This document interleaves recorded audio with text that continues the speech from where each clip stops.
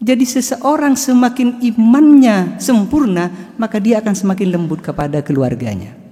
Kalau ada orang yang kemudian menganggap imannya sempurna tetapi dia sering membentak istrinya, ada masalah itu. Karena salah satu tanda, dan itu Rasulullah yang mengajarkan, di antara kesempurnaan iman seseorang itu adalah yang paling baik akhlaknya dan yang paling lemah lembut kepada keluarganya. Maka malam ini kita akan membahas tentang hubungan suami istri di dalam keluarga. Kenapa saya pilih tema ini? Tahun 2022, Bapak, perceraian di Indonesia ini mencapai lebih dari 500.000 dalam setahun. Termasuk kekerasan rumah tangga naik drastis. Bahkan sekitar 3 hari yang lalu saya diminta pandangan agama bagaimana menanggulangi kekerasan seksualitas. Dan 70%, hampir 70% perceraian itu disebabkan oleh pertikaian, pertengkaran antara suami istri. Maka akhirnya saya berpikir, nampaknya akhlak Rasulullah, nilai-nilai agama harus hadir di tengah-tengah masyarakat ketika umat ini sudah dihadapkan pada kondisi yang memprihatinkan. Ada persoalan konsep di dalam keluarga itu sehingga menyebabkan tidak harmonis. Oleh karena itu, malam ini kita akan bahas bersama bagaimana Rasulullah Sallallahu Alaihi Wasallam mengajarkan kita untuk membangun keluarga yang harmonis itu, dan kita akan berusaha untuk bersama-sama mengamalkan itu. Bapak Ibu rahimakumullah, manusia pertama kali yang diciptakan oleh Allah itu berjenis kelamin laki-laki. Kita ini, Bapak. Dan dulu Nabiullah Adam alaihissalam ditempatkan di surga. Tetapi kemudian ada yang kurang. Ada kegelisahan dalam diri Nabi Adam yang oleh Allah itu diketahui bahwa Nabi Adam itu membutuhkan pendamping. Maka diciptakanlah Sayyidah Hawa min dila'i Adam. Di dalam beberapa hadis itu dijelaskan bahwa Sayyidah Hawa ini diciptakan dari tulang rusuk Aisar, tulang rusuk yang kiri. Tujuannya apa? Dijelaskan di dalam Al-Quran, litaskunu ilaiha wa ja'ala bainakum mawaddah wa rahmah. Litaskunu ilaiha. Jadi perempuan itu menjadi pasangan kita agar supaya kita ini menjadi tentram, sakinah. Kalau ada di dalam keluarga itu tidak sakinah, maka dia ada masalah. Ada sesuatu yang salah di dalam membangun keluarga itu. Sakinah itu diambil dari akar kata sakana atau sukun. Sukun itu diam. Nah, diam itu pasakannya adalah harokah, gerakan. Laki-laki itu memang diciptakan oleh Allah itu untuk bergerak, yang keluar rumah mencari nafkah dan lain semacamnya. Maka dia butuh pulang, dan disitulah ada yang menenangkan kita, yaitu istri. Maka di dalam Islam, istri itu pada prinsipnya sebetulnya di rumah. Sama dengan kalau jadi sebetulnya sekarang itu ketika berbicara kesetaraan gender itu bukan harus sama, tetapi harus melengkapi, kayak siang dan malam. Hidup ini kalau siang terus akan panas, maka dia ada malam. Nah, laki-laki itu kalau harokah terus gerak, tidak ada sukunnya, maka dia capek. Maka disitulah harus ada sakinah, dan itu perempuan. Maka di dalam Islam perempuan boleh keluar rumah dengan seizin suami. Kalau suami mengizinkan maka boleh. Kalau tidak maka laknat Allah, laknat malaikat terjadi di situ. Nah, ketika kita punya pasangan hidup, tujuannya adalah litaskunu ilaiha wa ja'ala bainakum mawaddatan wa rahmah. Mawaddah, dan kemudian dijadikan mawaddah.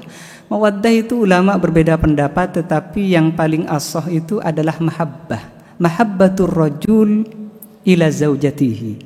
Cintanya seorang laki-laki kepada istrinya. Tetapi cinta ini, biasanya cinta itu dilandasi dengan hawa nafsu, ada keinginan hasrat kepada istri. Tetapi oleh Allah masih dilengkapi dengan warahmah. Rahmah itu adalah, itu bedanya. Karena ada kondisi di mana suami nanti sudah tidak bernafsu lagi kepada istri itu. Tetapi kenapa tetap bertahan? Karena ada rahmah di situ. Rahmah itu adalah seorang suami tidak ingin terjadi apapun, keburukan apapun kepada istrinya. Maka dalam kondisi apapun, serba kekurangan dan semacamnya, suami akan menerima karena ada rahmah itu. Nah, sekarang kenapa hari ini umat ini banyak perceraian? Berarti ada tujuan pernikahan yang tidak tercapai.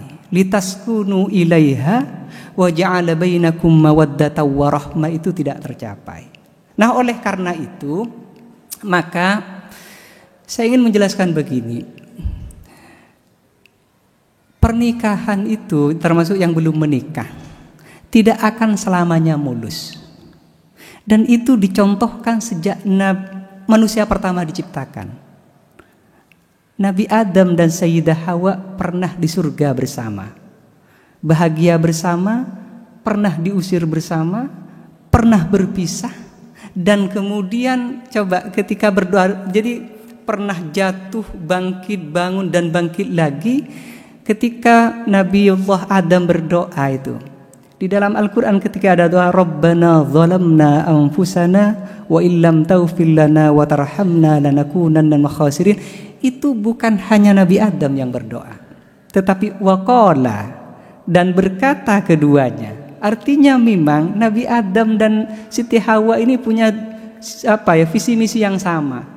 Dipisahkan dengan jarak yang lama, kemudian bertemu lagi di simbol yang sekarang kita kenal dengan Jabal Rahmah, gunung kasih sayang itu. Nah, oleh karenanya saya berharap memang ada kaum perempuan juga di sini. Karena ini berbicara relasi, saya ingin menjelaskan bagaimana sikap seorang suami kepada perempuan dan bagaimana sikap istri kepada suami. Kalau ini sama-sama dipakai, insya Allah aman dalam keluarga itu. Tetapi kalau ada yang bermasalah di sini, insya Allah tujuan pernikahan itu susah dicapai. Saya ingin mulai dari laki-laki dulu, karena laki-laki, tidak tahu perempuan ada enggak ini. Tapi saya ingin mulai laki-laki dulu. Bagaimana sikap seorang suami kepada istri yang diajarkan oleh Rasulullah? Ini penting, karena begini, ada persoalan hari ini kenapa perceraian terjadi itu? Karena sering nuntut, suami nuntut istri, istri nuntut suami, akhirnya tengkar. Lalu bagaimana di dalam hadis? Mari kita mulai. Saya memang sengaja buatkan cekkan di dalam hadis itu bagaimana Rasulullah mengajarkan kepada kita kaum suami ini bersikap kepada istri. Kata baginda Rasulullah sallallahu alaihi wasallam, khiyarukum linisaihim. Nah, ini harus dipegang suami ini. Sebaik-baik kalian adalah yang paling baik memperlakukan istrinya. Dalam hadis yang lain, khairukum li ahli wa ana khairukum li ahli. Sebaik-baik kalian adalah yang paling baik kepada keluarganya, dan saya adalah orang yang paling baik di antara kalian kepada keluarga saya. Jadi kalau ingin melihat siapa manusia yang paling baik memperlakukan istrinya, maka lihatlah Rasulullah. Kenapa hari ini kemudian keluarga bermasalah? Boleh jadi karena Rasulullah tidak hadir di rumah kita. Maka ketika Sayyidah Aisyah ditanya oleh sahabat tentang akhlak Rasulullah itu seperti apa, akhbirini, katanya sahabat itu, jelaskan kepadaku wahai Aisyah an khuluqi Rasulillah, tentang akhlak Rasulullah.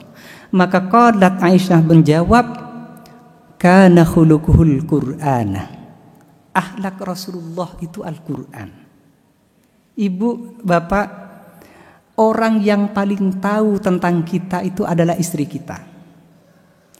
Kalau orang luar boleh jadi hanya tahu kebaikan kita, tetapi istri kita itu tahu luar dalam. Tetapi persaksian dari istri Rasulullah ketika ditanya bagaimana akhlak Rasulullah, biasanya kan paling tahu istri.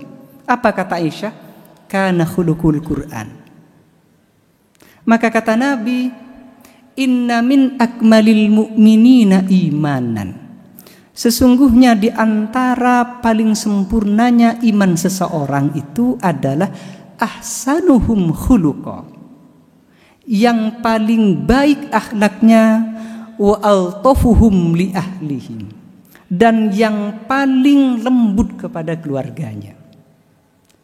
Jadi seseorang semakin imannya sempurna, maka dia akan semakin lembut kepada keluarganya.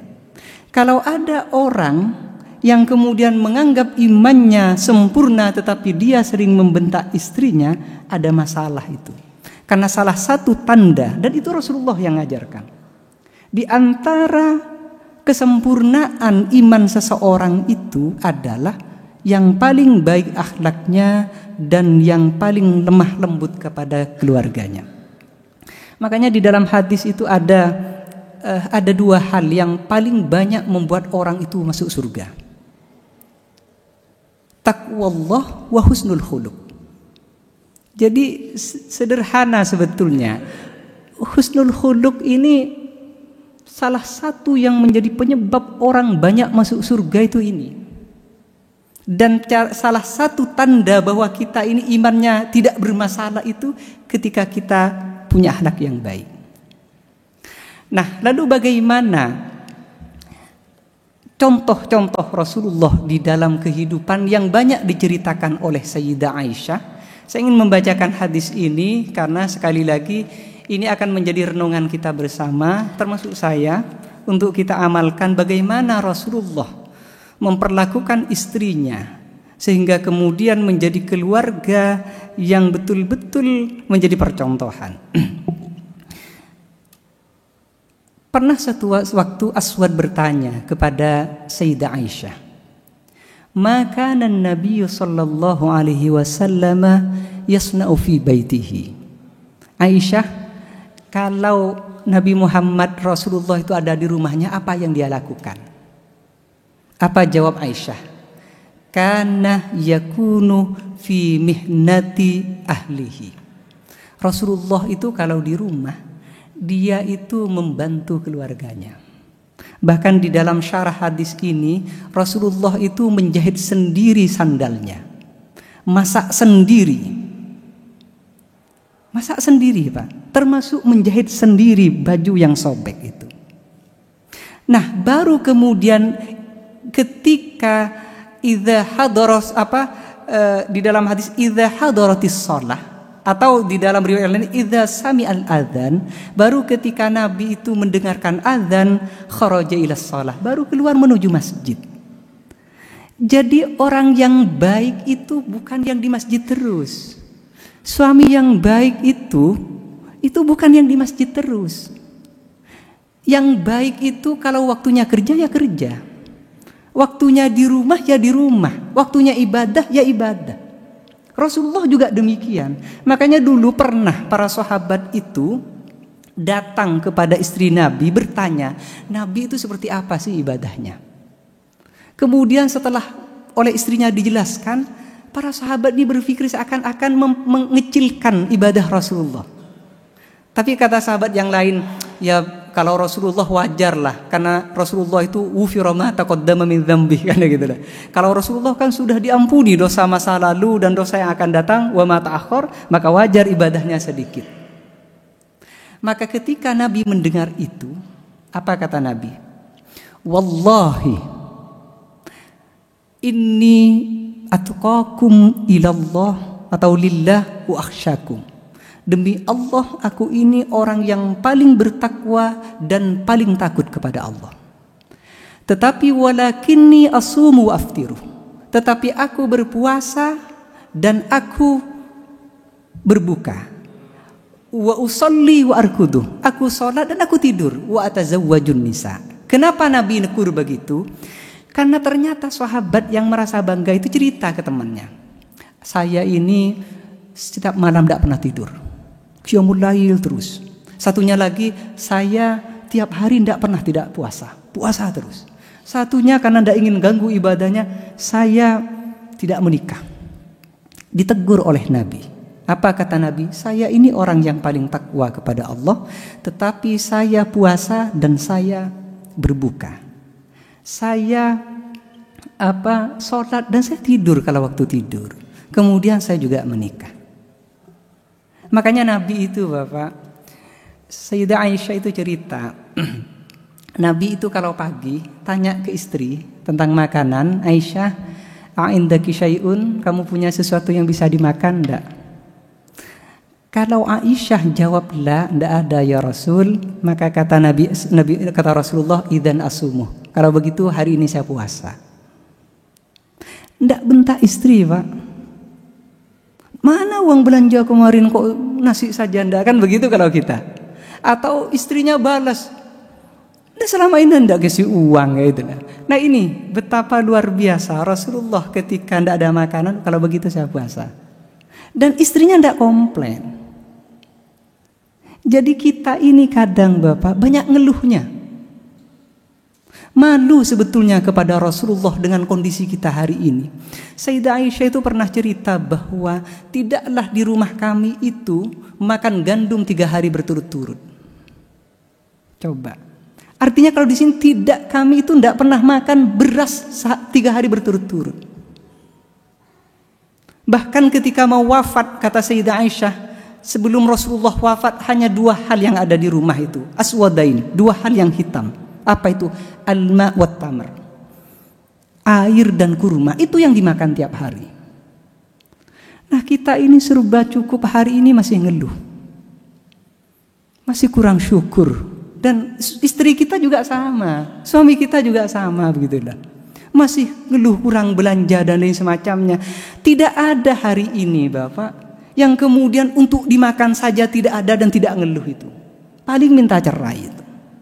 Tapi Sayyidah Aisyah ketika Rasulullah nanya apakah pagi ini ada makanan, la ya Rasul, oh kalau begitu saya puasa.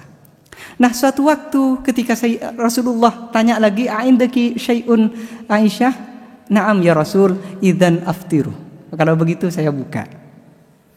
Kan sesederhana itu. Sesederhana itu. Cuman kan kita jadi masalah, kan dipertengkarkan itu. Nah maka kemudian di dalam Islam itu Nabi mengajarkan betapa suami itu harus banyak mengalah. Harus banyak mengalah. Maka di dalam riwayat itu kan pernah Nabi itu tidur kemalaman itu. Kemudian karena kasihan takut mengganggu, akhirnya tidur di depan pintu itu. Apakah ketika kemudian bangun langsung marah-marah? Kan tidak. Saling minta maaf. Kalau kita kan tidak. Di mana telinganya saya sudah kedor-kedor semalaman tidak bangun-bangun, kan begitu. Tapi Rasulullah kan tidak. Kemudian Rasulullah itu romantis kepada istrinya. Sayyidah Aisyah itu pernah cerita, saya pernah satu waktu makan daging, ketika digigit Rasulullah ngambil dan Rasulullah menggigit di tempat dia gigit. Sayyidah Aisyah gigit, padahal Sayyidah Aisyah dalam kondisi haid. Pada masa itu Bapak, orang haid itu dijauhi, dianggap mendatangkan malapetaka. Pada zaman jahiliyah kan begitu itu. Tetapi ketika Sayyidah Aisyah dalam kondisi haid, lagi makan oleh Nabi, diambil makanannya, dimakan di tempat di mana oleh Sayyidah Aisyah digigit. Termasuk pernah suatu saat Nabi Sayyidah Aisyah minum begini, oleh Rasulullah diminum di tempat di mana Sayyidah Aisyah. Itu kan diperhatikan. Dan itu betapa bangga istri melihat suami memperlakukan itu. Nah ini kan perlu niat ittiba kepada Rasulullah. Apa susahnya niru? Termasuk ada sebuah hadis, pernah suatu waktu kata Sayyidah Aisyah, akhadha Rasulullah sallallahu alaihi wasallam biyadayya. Rasulullah mengambil tanganku. Kemudian Rasulullah menunjukkan Qamar. Jadi diambil tangannya, kemudian diperlihatkan untuk melihat rembulan. Kalau kita apalagi kan sudah tua, malu pegangan kan gitu. Tetapi kan Rasulullah sudah sepuh itu, usia sudah dengan Sayyidah Aisyah usia begitu sudah cukup umur, sudah 50-an ke atas. Tapi bisa romantis. Termasuk dulu pernah kan lomba lari. Pernah suatu waktu lari dengan olahraga, jadi tidak perlu gengsi olahraga dengan istri. Rasulullah juga pernah lomba lari, kemudian Rasulullah kalah. Kenapa kalah? Karena waktu itu Sayyidah Aisyah belum terlalu gemuk gitu. Belum terlalu gemuk, jadi larinya mesti kenceng, kalah Rasulullah. Nah suatu waktu, dan cerita sendiri Sayyidah Aisyah itu. Setelah saya agak gemukan, lari lagi itu. Ternyata saya kalah. Apa kata Rasulullah? Itu impas ya. Itu kalau bahasa sekarang, impas dulu saya kalah, sekarang saya menang. Nah itu betapa romantis begitu ya. Dan termasuk di dalam riwayat Bukhari itu Rasulullah wafat di pangkuan istrinya. Kan yang romantis itu ada di novel, Pak. Hari ini meninggal sampai di pangkuan itu. Tetapi Rasulullah itu meninggal, wafat di pangkuan istrinya. Dan apa kata Sayyidah Aisyah? Sesuatu yang paling membuatku bahagia adalah hal terakhir yang masuk ke lisan Rasulullah itu adalah air ludah saya. Jadi ketika Rasulullah hendak wafat itu minta disiwakkan. Maka siwak itu karena takut keras oleh Sayyidah Aisyah dilembutin pakai air lidahnya. Setelah itu dimasukkan ke Rasulullah. Dan setelah itu wafat. Jadi novel mana yang lebih indah ketimbang ini? Sebetulnya kan selama ini kita berpikir romantisme itu hanya ada di novel. Tidak. Rasulullah mengajarkan keindahan itu. Kemudian persaksian Sayyidah Aisyah lagi, ma daraba Rasulullah sallallahu alaihi wasallam khadiman qattu wala imra'atan wala daraba biyadihi syai'an illa ayyujahida fi sabilillah.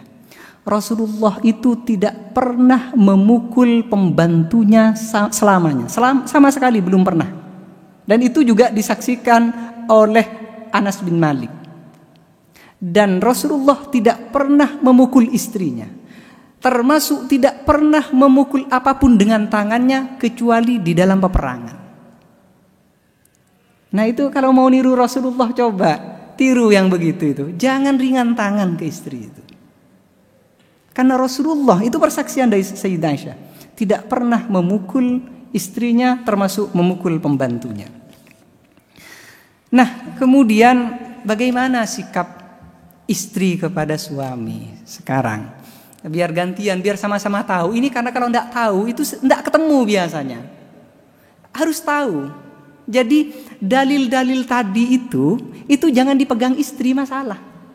Misalnya khiyarukum linisaihim, dipegang istri nuntut. Kata Rasulullah, suami terbaik itu yang paling baik ke istri. Kok kamu tidak baik, kan nuntut, tersinggung suami. Nah seringkali Bapak, kita ini tahu hadisnya tetapi salah di dalam meletakkan. Jadi tidak cukup tahu hadis, tetapi harus tahu meletakkan pada tempatnya. Maka mana yang hadis yang harus dipegang oleh suami dan mana hadis yang harus dipegang oleh istri. Nah saya ingin sampaikan apa hadis-hadis yang harus dipegang oleh istri tapi jangan dipegang suami. Karena nanti akan nuntut kalau ini dipegang. Istri solehah itu, semoga ada yang mendengar perempuan, idza nadhara ilaiha sarrathu.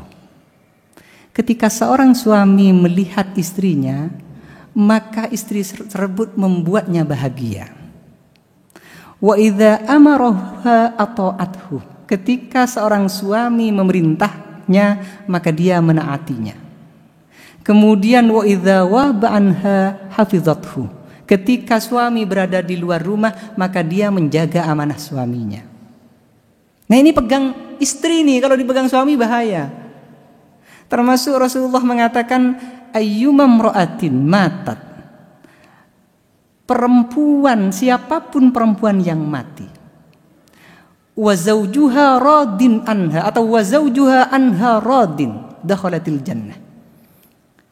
Perempuan manapun yang meninggal dalam kondisi suaminya ridho, maka dia masuk surga. Bahkan di dalam hadis yang lain kata Rasulullah, idza da'ar rajulu imra'atahu ila firashihi. Ketika seorang suami mengajak istrinya untuk tidur bersama, kemudian fa'abat, menolaknya, maka fabata wadbana 'alaiha, kemudian suaminya nginep tidur sampai dalam kondisi marah. Apalagi sudah minum obat kuat misalnya, ternyata suami istrinya tidak mau. Dan dia tidur dalam kondisi dia marah, maka apa kata Nabi? La'anathal malaikatu hatta tusbiha. Maka malaikat melaknat perempuan ini sampai pagi. Nah, ini pegang istri ini hadis. Jangan pegang suami nuntut terus nanti. Nggak ngerti. Termasuk kan ada hadisnya. Kalau suaminya ngajak walaupun istrinya ada di dapur harus dilayanin. Ini dipegang suami bahaya. Dimanapun ngajak terus kan bahaya. Tapi kalau ini dipegang istri, maka dia berusaha menaati apa yang diinginkan oleh suaminya. Bahkan kata Nabi, la yahillu limra'atin an tasuma wa zawjuha syahidun illa bi'idnihi. Tidak halal, tidak boleh bagi seorang istri berpuasa sunnah sementara suaminya ada di rumahnya kecuali diizinkan. Coba Bapak, ini sunnah. Tetapi kalau tidak seizin suami bisa haram. Apalagi yang bukan sunnah. Kan begitu pertanyaannya. Ini sunnah saja, tetapi suaminya tanpa seizin suami tidak boleh. Apalagi yang hanya keluar jajan dan semacamnya, itu tentu lebih masalah. Makanya perempuan itu keluar rumah tanpa seizin suami, itu dilaknat oleh malaikat, Pak. Dan itu harus dipegang oleh para istri ini, gitu. Termasuk di dalam bekerja. Bekerja itu tidak ada masalah dengan syarat suami mengizinkan. Maka kata Nabi, ini juga penting didengar oleh kaum perempuan. Andaikan di dunia ini makhluk boleh bersujud kepada sama makhluk, maka niscaya aku perintahkan istri bersujud kepada suaminya. Kenapa? Karena pernah Nabi ditanya, ayyun nasi a'dhamu haqqan 'alal mar'ah. Hak apa yang paling besar yang wajib dipenuhi oleh seorang istri adalah zaujuha. Jadi hak istri itu, Pak, yang wajib dipenuhi yang paling besar itu adalah suami. Maka kalau suami tidak ridho, jangan harap dia masuk surga. Makanya dulu Rasulullah pernah nanya, kaifa antilahu, bagaimana perilakumu kepada suamimu? Fa innahu, kata Nabi, jannatuki wa naruki, karena suamimu itulah surgamu dan nerakamu. Kalau kita Bapak yang laki-laki ini surganya ada di ibu, tetapi istri itu surganya ada di suami. Dan ini harus dipegang oleh perempuan hari ini. Kenapa kemudian kita sering bertengkar? Karena boleh jadi perempuan hari ini tidak paham ini, begitu. Makanya kata Nabi, idza shallatil mar'atu khamsaha. Kalau perempuan sholat 5 waktu saja, tidak usah tahajud, tidak usah duha, perempuan itu sholat jaga 5 waktu saja. Kemudian wahassanat atau hafizat farjaha, dan menjaga farjinya. Wa ta'at ba'laha, dan taat kepada suaminya. maka dakhalat fi ayyi abwabil jannati sya'at. Maka perempuan ini masuk di pintu manapun dia inginkan untuk masuk surga itu. Sederhana oleh Nabi. Dia jaga sholat 5 waktu. Tidak usah tahajud, tidak usah duha dan lain semacamnya. Jaga 5 waktu. Jaga farjinya. Kemudian taati suaminya. Maka pilih mau pintu mana dia mau masuk surga. Nah ini kan kadang apa ya? Saya kadang tidak ngerti. Kemarin sempat teman itu apa ya, karena nuntut harus sama dan lain semacamnya. Perempuan hari ini harus sama, perannya sama dan semacamnya. Saya bilang dalam Islam itu tidak begitu. Karena kalau harus sama merusak ini, syariahnya akan rusak. Tidak, laki-laki dan perempuan itu tidak sama peran. Sama dengan siang dan malam. Kalau siang semua masalah, kalau malam semua juga masalah, begitu itu. Tidak, beda perannya, beda caranya, tetapi nilai di sisi Allah sama. Dulu pernah perempuan datang kepada Nabi, Rasul, enak ya jadi laki-laki Rasul. Ini saya mewakili kaum perempuan. Enak jadi laki-laki. Dia bisa dapat pahala jihad fisabilillah. Sementara kami tidak bisa perang. Apa kata Nabi? Sampaikan ke kaum perempuan, ke teman-temanmu, ketika engkau berkhidmah kepada suamimu, melayani suamimu, keluargamu, maka itu pahalanya sama dengan jihad fisabilillah. Kalau boleh saya milih Bapak, saya mendingan di rumah. Kalau dapat begitu silahkan, kalau mau perang, saya sudah di rumah saja. Daripada luka-luka dan semacamnya. Perempuan itu enak sebetulnya. Islam betul-betul memberikan penghargaan luar biasa kepada perempuan. Maka jangan dirusak penghargaan ini. Coba kurang apa? Kita ini Bapak, untuk tidak sholat itu gampang. Satu syaratnya, disolati. Selama masih bisa sholat, tidak bisa berdiri duduk, tidak bisa duduk tidur miring, tidak bisa tidur pakai isyarat, tidak bisa pakai isyarat, disolati. Perempuan Pak setiap bulan bisa tidak sholat itu. Kurang apa penghargaan dari Allah? Maka kemudian ini yang bikin tidak benar di dalam keluarga ini. Ada hal yang tidak pas gitulah. Cara ngatur keluarga ini tidak pas. Makanya menurut saya hadirkan Rasulullah di tengah-tengah kita itu. Biar benar. Miris kita sebetulnya tahun kemarin itu sampai 500.000 dalam 1 tahun. Itu bukan hal kecil begitulah. Ini artinya apa? Ada persoalan di tengah-tengah umat ini. Termasuk kekerasan rumah tangga dan lain semacamnya. Ada persoalan. Yang ini menurut saya perlu ada gerakan menghadirkan keteladanan Rasulullah di tengah-tengah kita. Dan ternyata kayaknya sudah adzan. Jadi muadzin sudah agak noleh, berarti sudah mau selesai waktunya ya. Sudah? Ya, sudah mau adzan ya. 5 menit lagi. Jadi sebagai penutup, kalau nanti ada pertanyaan silahkan setelah setelah sholat nanti. Tetapi intinya yang ingin saya sampaikan bahwa marilah kita bangun keluarga kita ini sampai ke surga. Dengan cara apa?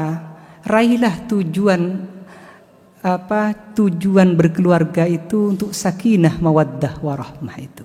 Sakinah mawaddah warahmah itu jangan diidamkan, tetapi dijalankan. Jangan biasakan menuntut pasangan kita, tetapi belajarlah untuk saling mengerti. Saya Bapak, itu yang saya pegang dari dulu dengan istri saya itu. Karena saya belajar dari ajaran Nabi itu, ayo jangan pernah menuntut, tetapi belajarlah mengerti pasangan kita. Selama itu tidak dosa, saya tidak pernah negur istri saya. Termasuk ketika istri saya punya ingin apa-apa, selama itu tidak bertentangan dengan syariah, saya berusaha untuk mengiyakan. Dan alhamdulillah itu luar biasa. Saya Tahadus bin Nikmah sering cerita, pernah pembantu saya itu kerja setahun di rumah itu, sampai nanya ke istri saya itu kok saya belum pernah melihat bapak dengan ibu ini bertengkar.